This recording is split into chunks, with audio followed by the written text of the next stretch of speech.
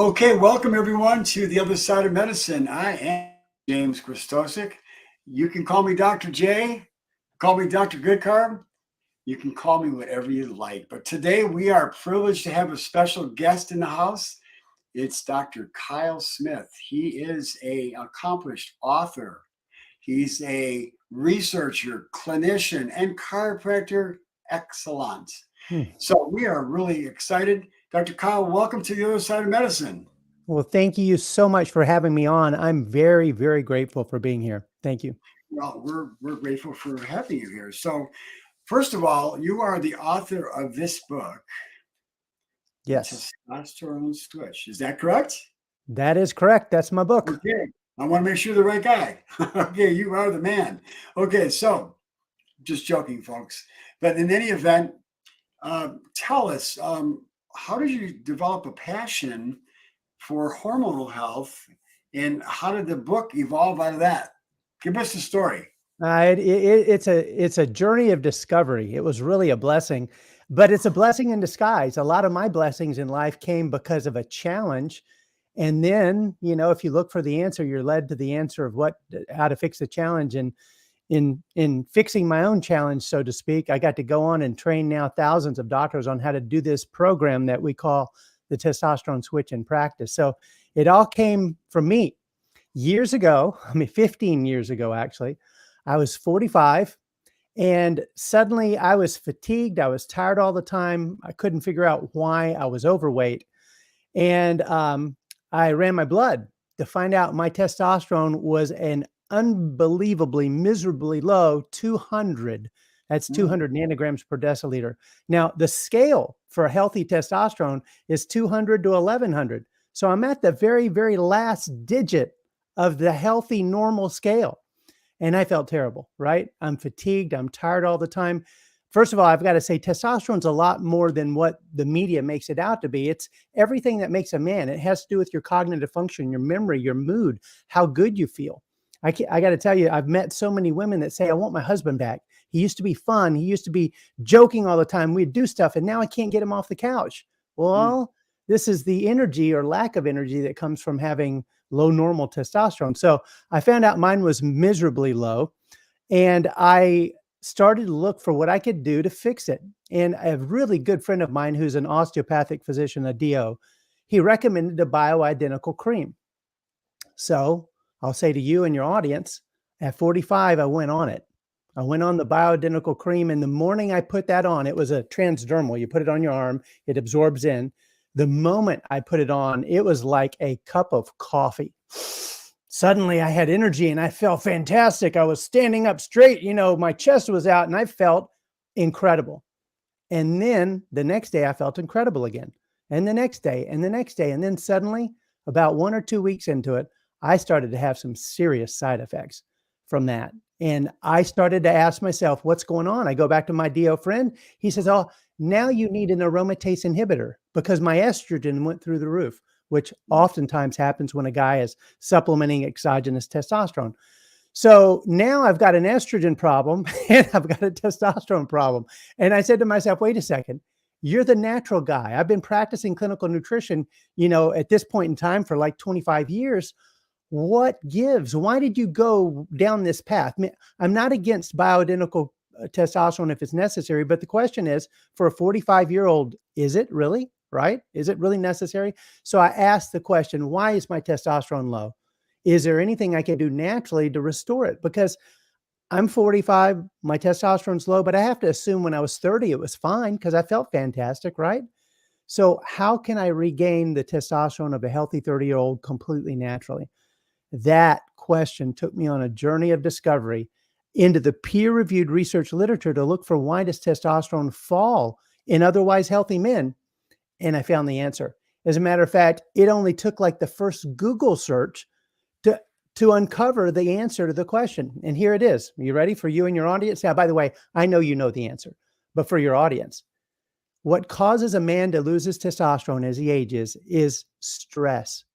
The stress hormone cortisol. When cortisol goes up, and that's a normal response, by the way, to being stressed. When cortisol goes up, testosterone goes down. There's an inverse relationship. If cortisol is high, testosterone's low. As a matter of fact, in a man's body, there's a switch that turns testosterone off, hence the name of the book, wherever it is over here, the testosterone switch. So Right there's a here. switch in a man's body that turns testosterone off, and it's stress. So right now, I want to speak to any man and any woman that's watching this video. If it's a woman and this is your spouse, your husband, think of this. Is he stressed? Is there financial stress, family stress, business stress, work stress? Any kind of a psychological stressor can cause cortisol to go up and for testosterone to go down. And in essence, this is how it works. A young man is like a tight rubber band. He can get stressed, which means to a doctor, he goes out of homeostasis, he goes out of balance. And then like a tight rubber band, he comes right back to normal very quickly. In other words, an 18-year-old, a 22-year-old male can get stressed, cortisol comes up and it goes right back down. But when the fella gets older, it's really common for him to get stressed easier and stay stressed longer. In other words, cortisol hovers around a much longer period of time before it comes back down to normal. So he's like a loose rubber band that's been stretched 100 times. It's easy for him to stretch and go out of balance, and it takes longer for him to come back into balance. So we lose testosterone to stress as we age. And the target for clinicians is to look at fixing stress, helping to fix that stress response. And that will actually boost testosterone. And that's really important to say, because you can go to a vitamin store or a herb store and find all kinds of products that are targeted to men who are wanting to fix this problem. But those products very rarely are formulated to affect stress. They're actually formulated to affect testosterone. And you can actually work with those products temporarily. But if you don't fix the problem, if you don't go upstream to fix the stress response, you can't restore healthy testosterone. So I'll end my introduction with this. Well, yeah, before you go on there, I just want to interject something here. I think when you were prescribed this testosterone cream, Yep. that was treating the downstream effects. Right. It wasn't upstream, wasn't fixing the problem. No. And that's the key element here that we're talking about, folks, is Dr. Kyle's talking about finding the root cause, going upstream to find the root cause rather than treating the symptoms. So yeah, sorry for interrupting you, but I really want to make that point. And by the way, I want to say again, I'm not against exogenous testosterone like the bioidentical cream if it's necessary, but to the degree a young man or a healthy middle-aged or not middle-aged anymore man can restore testosterone like he was 30 again, I want to go the natural route as long as I possibly can. Well, the body will make its own testosterone if you correct the underlying cause. There's got to be some kind of a glitch, some kind of a problem. Yep. And so we're talking about the underlying cause, and that is cortisol. Cortisol is the testosterone switch that turns testosterone off. So what I do is I teach clinicians, I teach doctors how to help their patients fix that cortisol switch, which is the testosterone switch. And to the degree you can rest and repair that and recreate its resilience, if you will, you can restore a guy's testosterone. Okay, well, let's talk about because we're not talking to doctors right now. We're talking to people. We're talking the average person, the male who's struggling, who's got a lot of stress in their life. And, they got the financial stress. They've got the stress of the family. They got the stress of, all the things in the world that we've got today. How do they manage the stress? What are some of the practical things that people can do to help that? Okay. So in managing stress, the first and foremost thing that you need to do is eliminate the stressor, which is a lot easier said than done in life, right?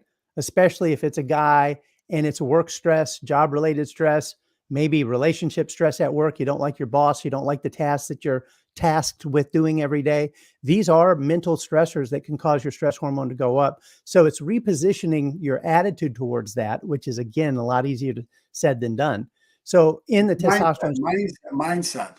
Yeah, it is the mindset. It really always is. And, one of the things I like to do is practice gratitude. In any situation, there are things that you can look for to be grateful for. And to the degree you're enhancing your perception of gratitude, it's really impossible to be in fear, worry, doubt, and insecurity while you're being grateful. They just doesn't happen at the same time. So part of it is practice focusing on those those attitudes and those thoughts that are in your life, those things that you're thankful for. On the other side of this, in the Testosterone Switch book, I recommend a supplement. And it's a really neat supplement because there's a long history of safe use, and it is called phosphatidylserine. And what I share in the Testosterone Switch book is the active daily intake of 600 milligrams a day has been shown to enhance testosterone in otherwise healthy men who are exercising every day. So there's a couple points. There's taking the right amount of this ingredient, phosphatidylserine, and it works in conjunction with, or rather in synergy with, exercise. What I've seen in my own life and in clinical practice, you can't take this ingredient, sit on the couch, and make testosterone. But if you take the ingredient and you exercise, and especially if you can do high intensity interval training, you can actually dramatically boost your testosterone for an otherwise healthy male. The way phosphatidylserine works is it works on the stress response in our brain. It's called, I know you know the name, but it's called the HPA axis, hypothalamic pituitary adrenal axis. It's the axis between the brain and the body that literally is the stress response. Phosphatidylserine can actually balance that out for us. And by balancing it, we don't have an exaggerated stress response, meaning we're stressed, but we don't have as much cortisol produced as normally or as we used to. And that blunting of cortisol in the atmosphere of exercise can produce healthy testosterone in men. Mm-hmm. What are some of the other practical things that people could do? I know the phosphatidylserine is a very important ingredient and part of this whole program, but what are some of the other practical things that people can do to help to reduce the stress response? Well, I'm glad you asked. One of the most powerful things you can do is actually exercise. And I've just mentioned coupling or combining phosphatidylserine with exercise. But interestingly, exercise is the best stress reset on the planet. So the question really for a man isn't if you should exercise, it's when every day. And when means taking time into your schedule for you to support and nourish this temple, this body that you've been given. And exercise really does that well. If a guy goes to work and he's stressed at work, the best time to exercise is when he gets home, right when he gets home around 6 p.m., 7 p.m., always at least 2 or 3 hours before bedtime. To the degree he can do that, he can reset that stress response in the body. It's amazing because it's neurological and it's physiological for the body.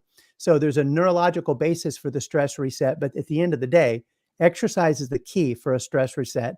If a guy can't exercise in the evening, then it's very important to wake up a little bit earlier in the morning and get that exercise out of the way first thing in the morning.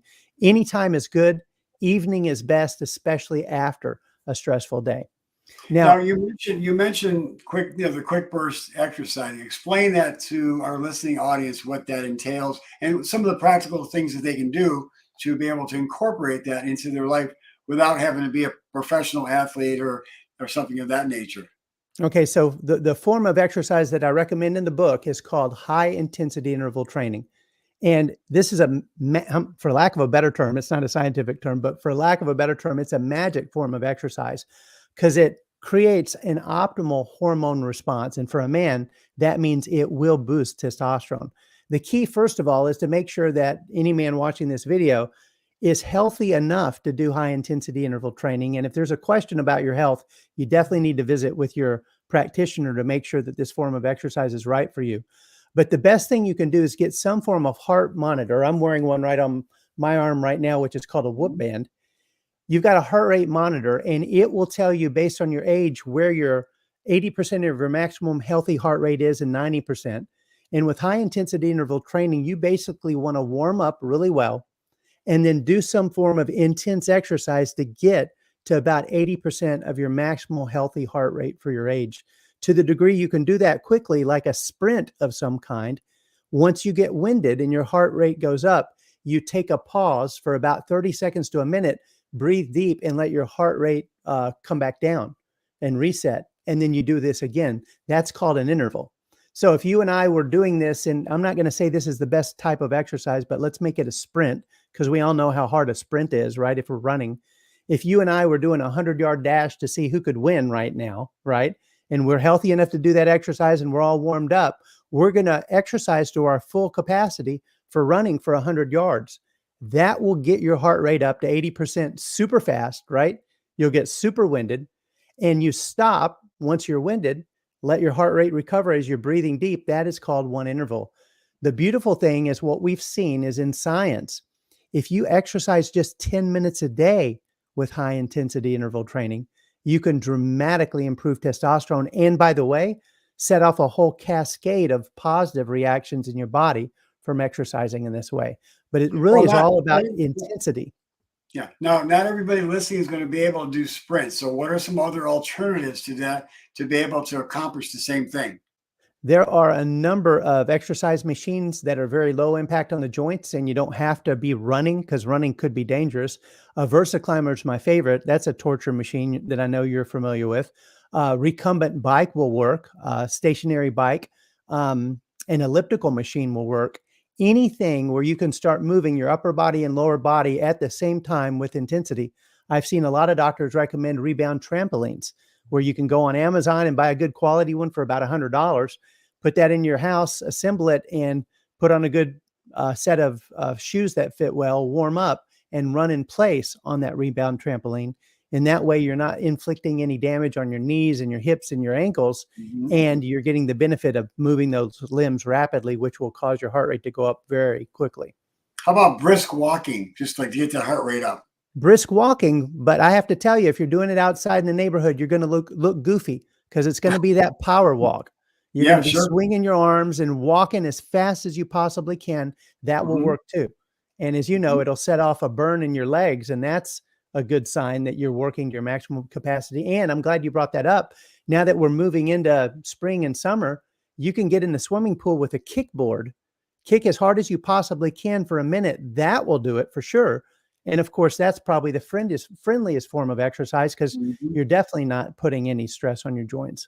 Well, those are all really good practical ways. So thank you for that. That's a very valuable tool right there to be able to do. And you don't have to spend a lot of time. That's the neat thing about it. Yeah. 10 minutes, anybody can do that. 10 minutes. And again, we're looking for an optimal hormone response. 10 minutes of if it's high intensity interval training, it's all you need to do to produce a maximal testosterone response, especially in the environment of phosphatidylserine. Wow, this is good stuff. So let's move on and talk about some of the other things that you recommend in the book. Okay, so the first and foremost one is phosphatidylserine. And I just mentioned the daily intake or dosage, 600 milligrams a day. If you go into Google and you do a search on testosterone and phosphatidylserine, you'll pull up the first study that I ever saw that was a double-blind placebo-controlled trial showing that that amount of phosphatidylserine produced that kind of result in exercising men. And by the way, the beautiful thing is in this study, the men were doing moderate intensity exercise. Now, interestingly, they were college aged men. So their idea of moderate exercise is what I would call maximal exercise. But at the Mhm. end of the day, moderate to high intensity exercise is what produces the optimal testosterone response with phosphatidylserine. The second ingredient that I recommend is called ashwagandha. Ashwagandha is an Ayurvedic or Indian herb, a long history of safe use. And this is an amazing ingredient because it itself can help reset your stress response. And interestingly, that ingredient, ashwagandha, has actually been shown to improve sleep quality. And here's a key: to the degree you can improve sleep quality in an otherwise healthy man, you actually can improve testosterone production. Matter of fact, it's worthy of saying you can't be short on sleep every night and be expecting to be making your maximal healthy amount of testosterone. Men Mhm. need, according to the science, about 7 solid hours of good sleep every night to make testosterone. If you fall short of that, you're actually lowering your total body level of testosterone. So sleep is important. And ashwagandha fits into the picture because it can improve sleep quality. By the way, exercise, especially high intensity interval training, can improve sleep quality too. So if you're going to combine these things, the phosphatidylserine plus the ashwagandha plus exercise every day, you're really moving in the direction of supporting a healthy stress response and raising testosterone because of that. Mhm.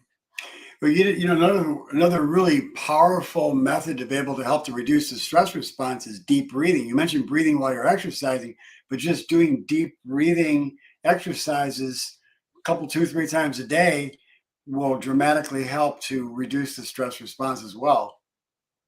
That is very true. That's true. Yeah.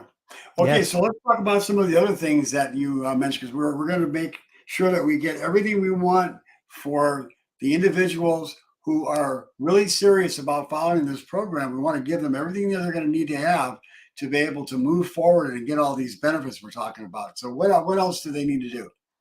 Okay, the third one that I recommend that I found was super important for me and has been important for other men as well is to take a look at your estrogen levels.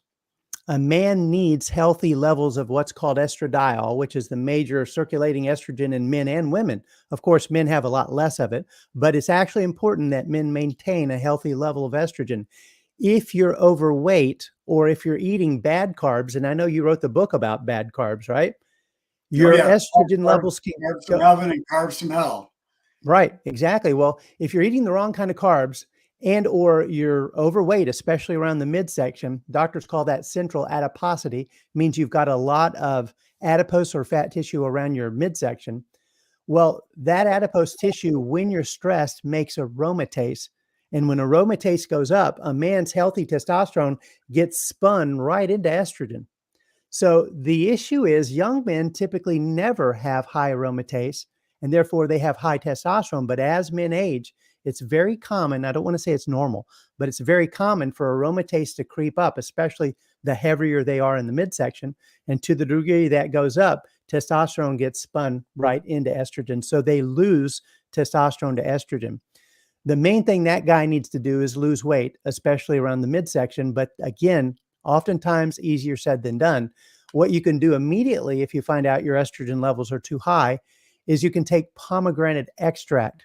Now, I'm not talking about pomegranate juice. There's a lot of sugar in that juice. I'm talking about pomegranate extract. And there's a brand I like called Pomelo that has a whole lot of active ellagic acid and what they call punogalactans. And these are interesting ingredients because they actually spin in a healthy gut into urolithins, and the urolithins drop aromatase. So the interesting thing is pomegranate has constituents that in a healthy gut spin into urolithins, and the urolithins again drop aromatase. It's really neat. You can take this ingredient once or twice a day, and it will very potently reduce estrogen by reducing aromatase. Hmm, wonderful. That's really good practical tips there. So the uh, uh, pomegranate also is beneficial for helping to increase the beneficial bacteria in the gut. Um, that actually helps people to keep their weight down as well. So, the Akkermansia, it's a bacteria that grows when you have the pomegranate elements that you mentioned. Mhm. So it's good for your Well, gut. it's an ingredient I've supplemented with now for 15 years, and it's kept my estrogen personally, it's kept my estrogen in check. And this is an ingredient that you can dial up and take more of it to have a higher effect on that or dial it down, but it's very effective. I've seen it, in my opinion, I've seen it to be very effective at reducing estrogen by reducing aromatase. Great. That's terrific. So, Yeah. what else can people do to help this whole paradigm? Okay, we mentioned supplementation with these ingredients, phosphatidylserine, ashwagandha, and pomegranate extract. Another category that I found to be really important, and you should chime in a lot on this too, because it's your area of expertise, and that is carbs. If men are consuming too many high glycemic carbohydrates, insulin goes up. And here's a key, just like cortisol. If insulin is high, testosterone is low. As a matter of fact, if insulin sensitivity is low, testosterone will be low. So the key are to take on new improved lifestyle factors that will help to improve insulin sensitivity. And the thing that I found to be very effective is to take as many of the bad carbs out of the diet as possible. So you're not spiking, if you will, or for lack of a better term, enhancing or irritating insulin every day. So the key is a man needs to keep his insulin low or in check in order for testosterone production to be normal or high.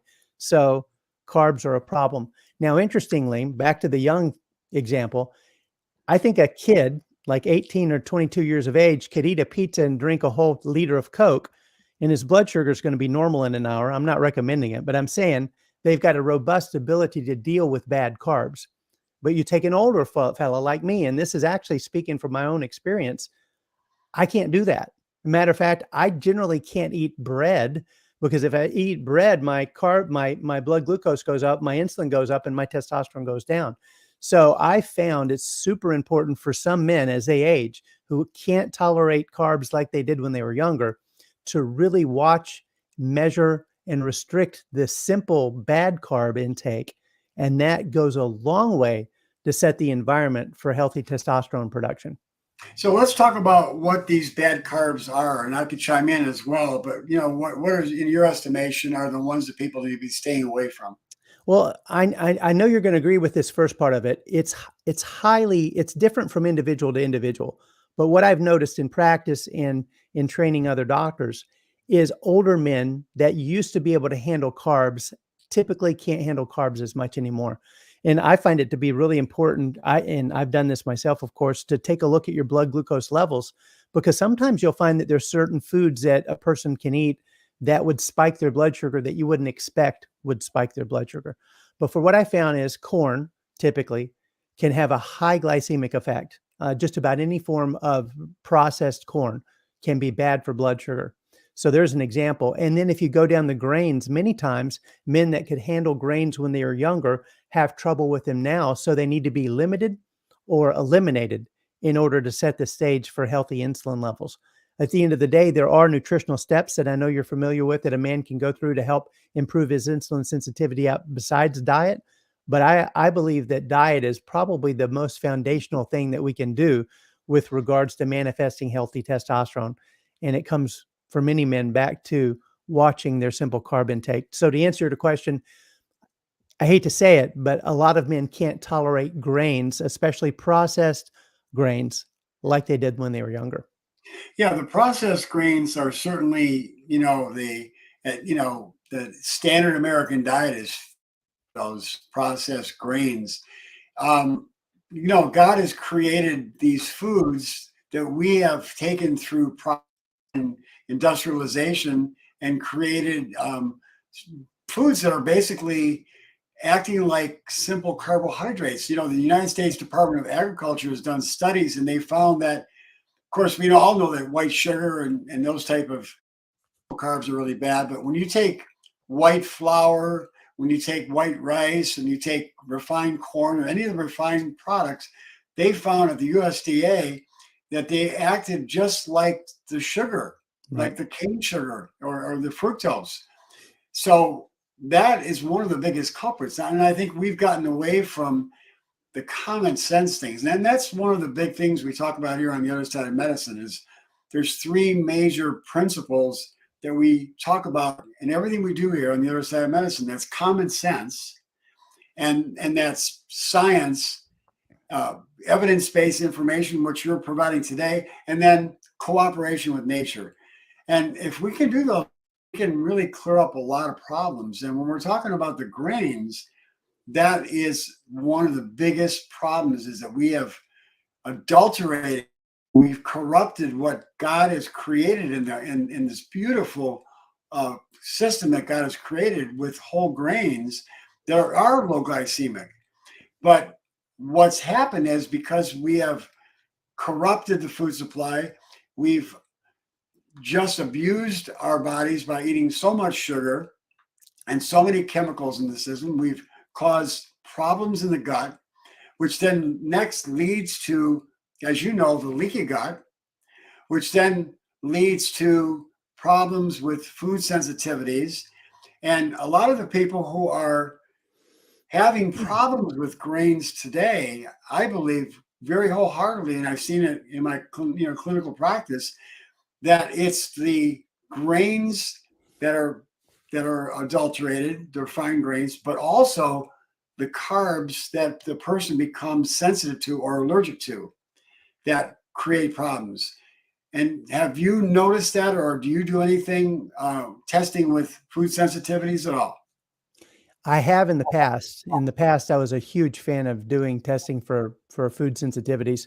What I've done is swung way conservative and just have everyone take the refined products out of their diet, period. Oh Because yeah, as you absolutely. I'm all for that, but I'm saying I think a lot of people are eating all grains when they could, in fact, get rid of the grains that they're sensitive to and still have and eat other grains. That's what I found clinically, Yes. and still be healthy. Yep. And I'll share with you, and I'm ultimately wanting to share this with your listeners. I think that the most exciting emerging area of science that I've ever seen is what you're onto right now. And it's this: those whole grains that have everything that God created in that grain still present, from the bran to the nutrients to everything. They digest so differently that they actually, much of their weight is there to feed the microbiome, the healthy flora in your gut, more than they are to feed you. And through modern technology, we've taken that whole grain, stripped all of those factors that feed your gut out, and just have the carb part that feeds the human, and then spikes the human's blood sugar because it's unnatural. A carb was never meant to digest and to absorb as fast as a refined carb does. So my point is, if you go back to the whole grain, like you're mentioning, a lot of that by weight is bulk that never fed the human, but fed all the microbiome. And we're finding, as you know, there's 10 times more bacteria in your gut than there are cells in the human body. So we're really carrying this microbiome around, and we're symbiotic. We're dependent on them. They're so dependent on us, and they're dependent on what we eat. And to the degree the food that we're eating every day is refined, they're starving. And a lot of the healthy populations will die away, which means our gut can't function like God intended to begin with. So it all comes back to eating as unrefined and unprocessed as possible. And to the degree a guy can do that, you're right. He could probably tolerate the grains that I take him off of. But my problem is, many of these men, as you know, will go to a famous Italian restaurant that's a chain across the country, and they'll eat a week's worth of carbs in one sitting, and all the carbs were refined. I mean, that's just not how humans were created to eat. So there's a balance issue, there's a processing issue. But really, if you come back to what you're saying and you eat the whole grain and you drop the glycemic index, then you are creating that environment that can manifest healthy testosterone. In So moderation, interestingly, like you said too, in moderation, not eating, just a whole big plate of pasta. You should be having a lot of greens on your plate, a lot of salad on your plate, and some proteins as you have. So you really need a balance in what you're getting on your plate as well. So many people are just loading up on the carbs by themselves. Not a good idea. right, right. So the interesting thing is, tying it back to the beginning of the talk, what we are talking about is men lose testosterone to stress. When cortisol goes up, testosterone goes down. Then men lose testosterone to carbs. When insulin goes up, testosterone goes down. So there's a double whammy there. And then those men with poor insulin sensitivity, they get overweight, specifically around the belly and the love handle area. And that creates the adipose tissue that drives aromatase up, and that drives estrogen up, and that drives testosterone down. So there's really a trifecta happening here that Mm. starts with stress, then eating habits, and those causing excess body fat that causes aromatase to occur. So it can all be unraveled. You can all go back to the beginning by handling the stress, either emotionally, psychologically, or through nutrients, like we mentioned, enhancing the exercise, and then eating a low glycemic diet of any kind, but a healthy, unprocessed, low glycemic diet to support those healthy insulin levels so testosterone can be created. Yeah, that's a really powerful way to be able to um, help the body and assist the body in its effort to repair itself. I mean, that's what we're talking about here, right, doctor? It's like the body is able to heal itself. We're providing it the nutrients and the lifestyle that then the body can heal itself. Because that's what God has programmed into the body, the ability to Yeah. heal itself. Yes. Isn't that amazing? And isn't that wonderful? I'm just every single day when I see it in my practice, and as I'm sure you do, it's a miracle that happens. But unfortunately, modern medicine today is not taking advantage of that power. I always tell people that I make an analogy. It's been said that Einstein said that we only use about 10% of the capacity of the human brain. Well, I tell people that modern medicine is only taking advantage of about 10% of the capacity of the body to heal itself. We're talking here tonight about unleashing that power, right? Yes. Yep. Removing the barriers. So let me mention a couple things because I know that we're coming up to our timeline here shortly. I'd like to set the stage for your listeners and viewers to be thinking about this. The science shows that if a man is stressed and cortisol is high, his pain threshold is low. In other words, one of the things that we've seen in practice is otherwise healthy men that are 40, 50, and no matter what they do, they have aches and pains. These guys could invest in a $10,000 mattress and they still are tossing and turning because their shoulder hurts and their hip hurts and this hurts, and the pain never goes away. My point is, if cortisol is high, your pain threshold goes down, meaning it's easier for you to manifest and feel chronic pain. And guess what? If testosterone's low, it aggravates it. And guess what? If aromatase is high and estrogen's high, it aggravates it again. So you've got a trifecta on what's called nociception, and that's the perception of pain. So to the degree a man can raise his testosterone naturally, lower the cortisol naturally, lower the aromatase naturally, you can actually reverse those chronic pain complaints, and that guy can sleep through the night again. It all comes back to the healthy testosterone. So I want to mention this because it's in the testosterone book and it's the best part. What is healthy, optimal testosterone for a man? It is 550 nanograms per deciliter, 550. Now the scale goes from 200 to 1100. So you're really right about halfway up the scale. But at 550 and above, there's protection from heart attacks, strokes, cardiovascular events, cerebrovascular events. The bottom line is all-cause mortality. The chance of dying from any cause goes down when testosterone goes up. And at 550 is the healthy number. Now, that's an important number to remember because you want to go to your doctor. If you're watching this video, you want to go to your doctor and find out what your number is. And then if it's lower than 550, do anything and everything you can to get it up because you want protection from a heart attack. You want protection from cerebrovascular events or strokes and things like that. You want protection from all-cause mortality, dying from any cause. And testosterone affords that. So what I'm saying this to say, this really raising your testosterone removes the blocks to healing. And a man's body can produce his own testosterone at 40, 50, 60, 70 years of age. It happens all the time. They can manifest testosterone above 550 nanograms per deciliter. And now in this short interview that we've just done, men know the secret. It's all about eating right, exercising, and taking nutritional supplements that can help improve that stress response. That is an amazing way to put into capsulization about what's inside this book. People need to get this book. How do they get this book?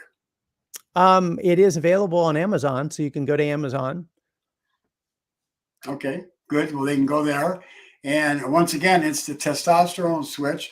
Yes. Give us just a synopsis of all the benefits you get when you do all these things we're talking about tonight.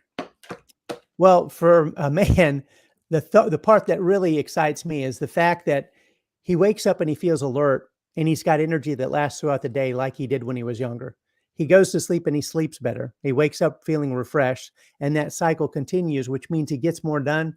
He's the guy that's fun like he used to be. And if a guy's fatigued watching this and they're tired all the time, you need to be looking at testosterone because it's likely that foundational hormone that makes a man that's lower than it should be. And you've just heard that there are natural steps you can take, exercise being one of them, that can significantly and even in some cases dramatically improve testosterone for otherwise healthy men. Well, a lot of guys listening right now are going to say, "Well, is it going to be able to help my libido?" Let's talk about that. We can't leave that unturned.